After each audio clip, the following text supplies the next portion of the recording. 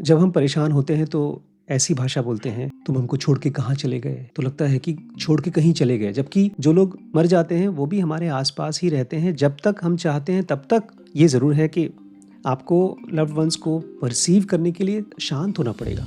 किसी भी loved one से कनेक्ट करना चाहते हैं जो शरीर में नहीं है, तो वो अपनी परसेप्शन को गहरा करें। अपने अंदर में चलने वाले विचारों को ऐसे देखें कि कुछ देर के लिए अगर शांत नहीं हो सकता तो कम से कम स्लो हो जाए, क्योंकि बुरे से बुरे और अच्छे से अच्छे लोग भी जब शरीर छोड़ते हैं तो बहुत अच्छे हो जाते हैं। आज की वीडियो में मैं यही बताना चाहता हूँ आपको। डेथ के बाद कोई जेलसी नहीं होती, वो सब फिजिकल बॉडी में जब हम जन्म लेते हैं तब शुरू होता है, और इसलिए क्योंकि बॉडी ही बेचारी कमजोर है, बॉडी की लिमिटेशन है, लोहे की बॉडी है, दौड़ नहीं सकती, जंग लग जाती है, ऐसा कुछ। नमस्कार दोस्तों, स्वागत है आपका हमारी इस स्पिरिचुअल मिस्टिकल सीरीज़ में, क्योंकि इसमें आपको ये चीज़ समझाने की कोशिश करता हूँ मैं कि मौत के बाद भी कोई नहीं मरता, हम सब जिंदा रहते हैं एकदम जैसे हैं वैसे ही। खाली एक ही फ़र्क है कि जो लोग शरीर छोड़ देते हैं वो बिना शरीर के रहते हैं और वो बहुत कंफर्टेबल रहते हैं, बहुत ज़्यादा। बुरे से बुरा इंसान भी बहुत कंफर्टेबल होता है और वो अच्छा भी हो जाता है, कम से कम टेम्परेली। जब तक वो शरीर में है तब तक वो कंफ्यूज्ड है। ऐसा है जैसे कि एक बहुत टाइट कपड़ा पहन लिया हो। तो जो हमारा शरीर है ना, वो हमारी आत्मा के लिए एक कपड़ा है, लेकिन खाली कपड़ा भी नहीं है। वो ऐसा कुछ है जैसे लोहे का कपड़ा। लोहे का कपड़ा कितना इरिटेटिंग होगा। आप कुछ सोचना चाहते हैं, मतलब आप हिलना चाहते हैं, बुडलना चाहते हैं, कर नहीं पाते। दौड़ना चाहते हैं, नहीं वो दौड़ सकते, भार है। यहाँ पर तो सबसे बड़ा भार है परसेप्शन का, कि जो चीज़ आप आँखों से देखते हैं वही आपको लगता है रियल है और कुछ लगता ही नहीं रियल। अगर कोई बच्चा किसी को देख रहा है, अपने फ्रेंड को देख रहा है कि वो हर महीने नौकरी कर रहा है और 1 लाख रुपए महीना पा रहा है और वो कुछ नहीं कर रहा है, तो उसको लगता है मैं कहीं आगे प्रोग्रेस ही नहीं कर रहा हूँ, क्योंकि मैं तो कुछ नहीं कमा रहा हूँ। हो सकता है वो ज़्यादा वैल्यूबल काम कर रहा हो। हमारी आँखें जो देखती हैं खाली वही बिलीव कर पाती हैं। इसके अलावा एक और बहुत बड़ा ब्लॉक है अपने आप को स्पिरिचुअल तरीके से ना परसीव कर पाना लोगों को, मतलब जो बिना बॉडी के हैं उनको ना देख पाना। उसकी वजह है हमारी भाषा, लैंग्वेज। जब हम परेशान होते हैं तो ऐसी भाषा बोलते हैं, तुम हमको छोड़ के कहाँ चले गए? तो लगता है कि छोड़ के कहीं चले गए, जबकि जो लोग मर जाते हैं वो भी हमारे आस-पास ही रहते हैं जब तक हम चाहते हैं तब तक। ये ज़रूर है कि आपको लव्ड वन्स को परसीव करने के लिए शांत होना पड़ेगा, पीसफुल होना चाहिए। वो तो यहाँ पर भी वैसे भी होना पड़ेगा। अगर 2 लोग साथ में बैठे हैं और बात कर रहे हैं, एक आदमी बहुत डिस्टर्ब्ड है या किसी वजह से किसी चीज़ में डिस्टर्ब्ड है, अपने फ़ोन चला रहा है, या वो तबीयत ख़राब है या किसी और वजह से डिस्टर्ब्ड है, तो दूसरा उससे कहाँ बात कर पाएगा? एक को नींद आ रही तो दूसरा बात नहीं कर पाएगा। तो जो भी लोग किसी भी लव्ड वन से कनेक्ट करना चाहते हैं जो शरीर में नहीं है, तो वो अपनी परसेप्शन को गहरा करें। अपने अंदर में चलने वाले विचारों को ऐसे देखें कि कुछ देर के लिए अगर शांत नहीं हो सकता तो कम से कम स्लो हो जाए, क्योंकि बुरे से बुरे और अच्छे से अच्छे लोग भी जब शरीर छोड़ते हैं तो बहुत अच्छे हो जाते हैं। आज की वीडियो में मैं यही बताना चाहता हूँ आपको। डेथ के बाद कोई जेलसी नहीं होती, कोई जेलसी नहीं होती। वो सब फिजिकल बॉडी में जब हम जन्म लेते हैं तब शुरू होता है, और इसलिए क्योंकि बॉडी ही बेचारी कमज़ोर है, बॉडी की लिमिटेशन है, लोहे की बॉडी है, दौड़ नहीं सकती, जंग लग जाती है, ऐसा कुछ।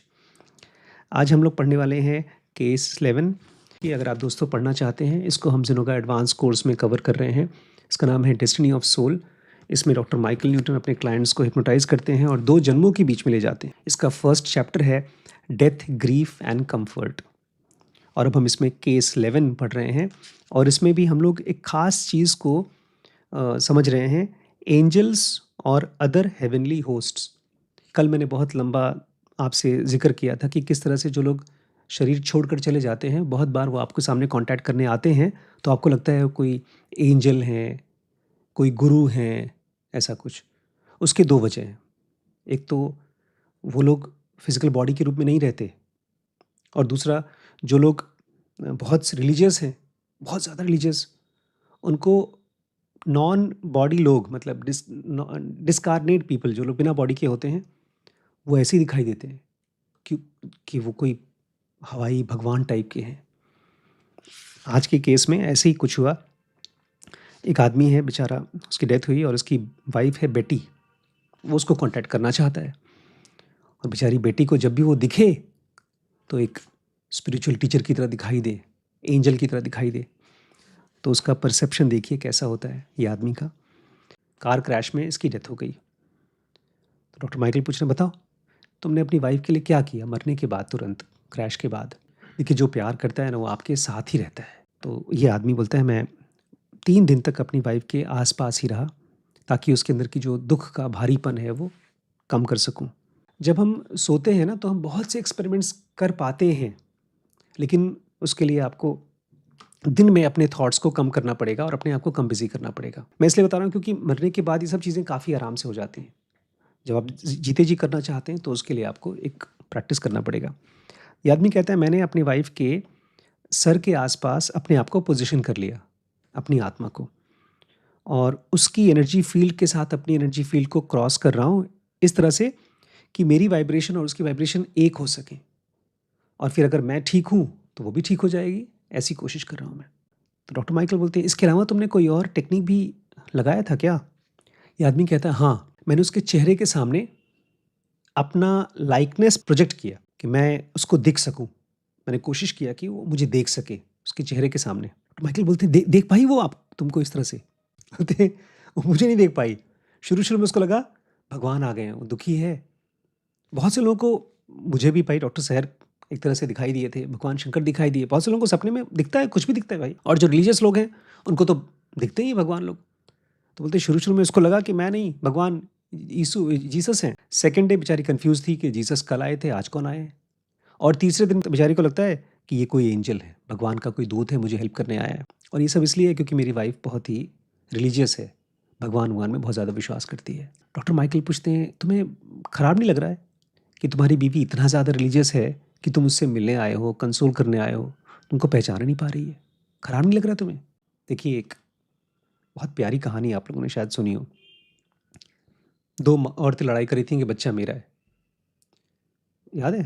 फिर राजा के पास जाती हैं। फिर दोनों पूर्व में मेरा बच्चा मेरा बच्चा। राजा बोलते ठीक है कैसे करें? तो बोला ठीक है बच्चे को काट के दोनों को आधा दे दो। तो जिसका बच्चा था वो बोलती है रहने दो भैया, उसी को दे दो। तो जो आदमी सचमुच में आपसे प्यार करता है उसका कंसर्न ये नहीं है कि आप उसको मिलें या आप उसको दिखें। ये आदमी बोलता है वो मुझे नहीं भी पहचान पा रही है बट मेरा मेन कंसर्न है नॉर्मल हो जाए, वो खुश हो जाए। बेटी इस बात से कन्विंस्ड है कि जो भी ये एनर्जी मुझे मिल रही है वो एक डिटी है, भगवान के भगवान के यहाँ से आए हुए एक डिटी हैं। और मुझे इससे कोई दिक्कत नहीं है क्योंकि देखा जाए तो मैं एक उसको स्पिरिचुअल हेल्प ही तो कर रहा हूँ। मौत के बाद मैं उसे कनेक्ट करने की कोशिश कर रहा हूँ। डॉक्टर माइकल पूछते हैं अच्छा मान लो वो उसको पता चल जाए कि तुम ही हो, तो क्या उसको अच्छा लगेगा इस बात से? ये आदमी कहता है देखो, बेटी को लगता है कि अब मरने के बाद मैं स्वर्ग में पहुंच चुका हूँ, अब तो वहाँ से मैं आ नहीं सकता उसको हेल्प करने। और अगर उसको कोई हेल्प कर रहा है तो वो एक एंजल कर रहा है जो असल में मैं ही हूँ। तो इससे फ़र्क क्या पड़ता है वो मुझे पहचाने नहीं पहचाने? लेकिन अगर वो शांत हो जाती है तो उससे क्या फ़र्क पड़ता है? तो बेचारे ने बड़ी कोशिश की जीसस बन के, एंजल बन के, लेकिन उसको शांत नहीं कर पाया, दुख उसका कम नहीं हो पाया। तो इन्होंने पूछा कि डॉक्टर माइकल ने और कोई तरीका ट्राई किया उसको शांत करने का? हाँ, मैंने अपनी जो बेस्ट फ्रेंड था उससे ट्राई किया। वो रोज़ उसको कंसोल करता है, एडवाइस करता है डे टू डे डिटेल्स में।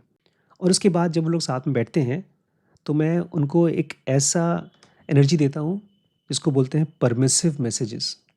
परमिसिव मैसेज मतलब अलाउ करने वाला, ठीक है तुम दोनों साथ में रह सकते हो ऐसे। और फिर हंसता है खूब ज़ोर से, मतलब ये आदमी जो मर चुका है वो हंस रहा है क्योंकि ये हिप्नोटिज्म की स्टेट में ना। तो माइकल बोलते हैं तुम हंस क्यों रहे हो, इसमें हंसने की क्या बात है? वो मेरी बीवी से बहुत टाइम को पसंद करता है उससे, लेकिन अभी तक उसको एहसास नहीं है इसका कि वो इससे शादी करने वाला है, प्यार करने वाला है। तो माइकल बोलते हैं ये तुम्हारे लिए ओके है कि तुम्हारी बीवी तुम्हारे जाने के बाद किसी और के साथ रहे? तो ये खुश खुश होकर के बोलता है, लेकिन थोड़ा सा उसको लगता है नॉस्टैल्जिया, मतलब कोई चीज़ पुराने दिन की फीलिंग के साथ। बोलते हैं बिल्कुल, कम से कम वो उसके साथ फिजिकली है, मैं नहीं रह सकता। और अल्टीमेटली तो वापस आ ही जाएगी मेरे पास, जब उसकी डेथ होगी तो मेरे पास आ जाएगी, इसलिए मुझे इससे कोई दिक्कत नहीं है। और लास्ट में डॉक्टर माइकल अब हमको बता रहे हैं कि कुछ ऐसे लोग होते हैं जो एंजल लाइक स्पिरिट्स होते हैं, जो धरती पर आते हैं केवल इसलिए कि जो लोग बहुत परेशान हैं उनको हेल्प कर सकें। और ये भी हो सकता है कि ये लोग बहुत एडवांस्ड सोल्स हैं और एक तरह से हीलिंग की ट्रेनिंग चल रही है उनकी। देखिए, फिजिकल वर्ल्ड में आप बॉडी के साथ रहते हैं depending upon your minds ability.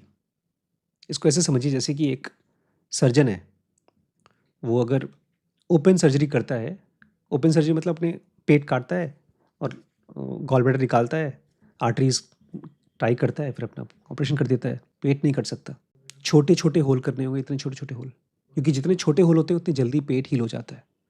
अगर इतना बड़ा घाव किया तो उसको हील होने में उतना ही ज़्यादा टाइम लगेगा। इसलिए लैप्रोस्कोपिक सर्जरी के बाद 1 हफ्ते के अंदर मैं काम कर रहा था। वहीं पर मेरी ओपन सर्जरी होती तो शायद 1 महीने तक मैं हॉस्पिटल में रहता या घर पे रहता, आराम करता। और वो जो ऑर्गन्स हैं वो भी फाइब्रोज्ड हो जाते हैं ओपन सर्जरी में। इसलिए एक सर्जन को लैप्रोस्कोपिक सर्जरी अगर सीखनी है तो उसको कैमरे के साथ में और उस ट्यूब के अंदर से अपने सामान को भेज करके काम करना सीखना पड़ेगा। तो उसकी ट्रेनिंग होती है। अब मान लीजिए फ्यूचर में चल के, अभी भी ऑलरेडी चल रहा है, रोबोटिक सर्जरी आ जाए, माइक्रो सर्जरी आ जाए, तो उसको आपको सीखना पड़ेगा।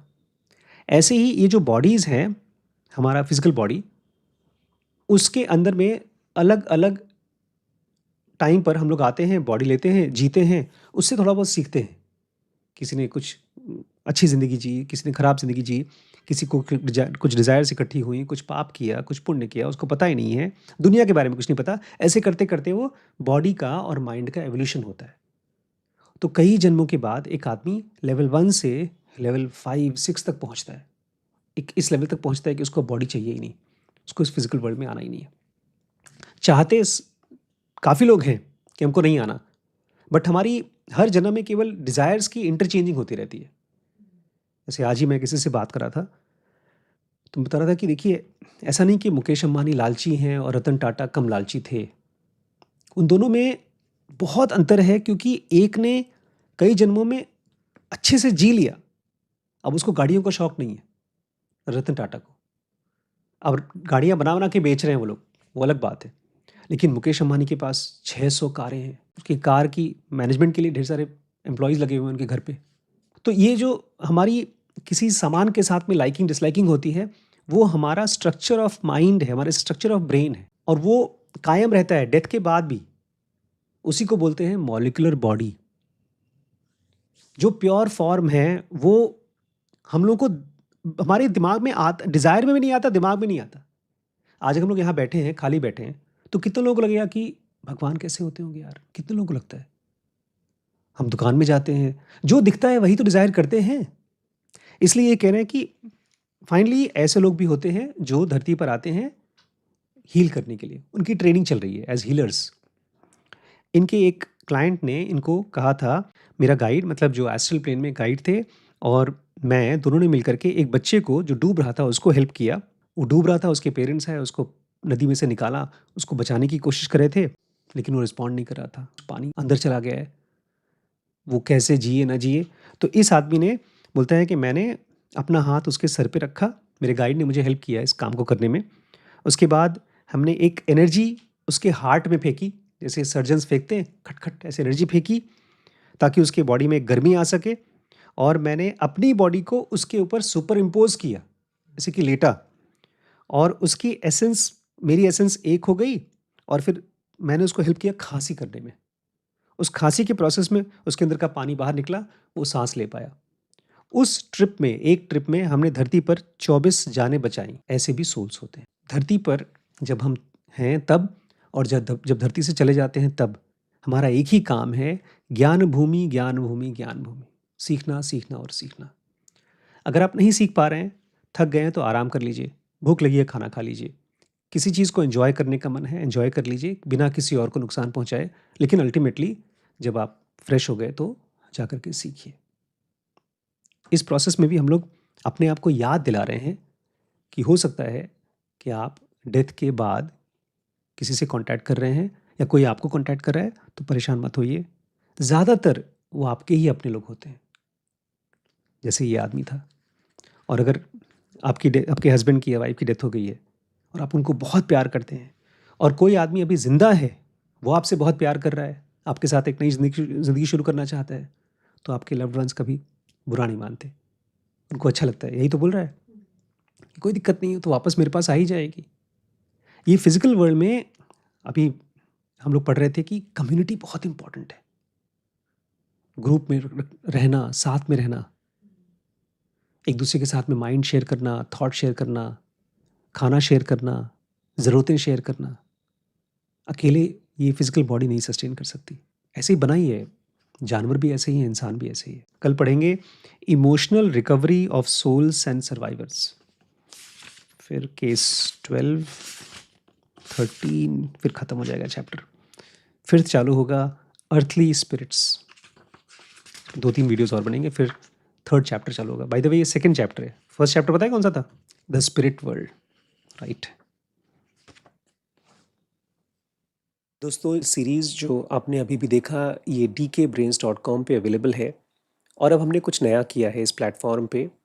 इसका स्ट्रक्चर हमने पार्ट्स में डिवाइड किया है क्योंकि बहुत से लोग हैं जो हमारे कोर्सेज़ ट्राई करना चाहते थे लेकिन नहीं कर पाते थे फ़ीस की वजह से।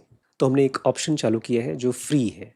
अच्छा, उसके बाद अगर आपको लगता है कि नहीं मुझे अब पेड कोर्स करना है और फाइनली अगर आपने डिसाइड कर लिया है कि आप हमारे साथ लंबे समय तक चलना चाहते हैं तो एक ऑप्शन है ग्रो, जिसमें हमारी सारी सीरीज़ आपको अवेलेबल है थ्रू आउट द ईयर।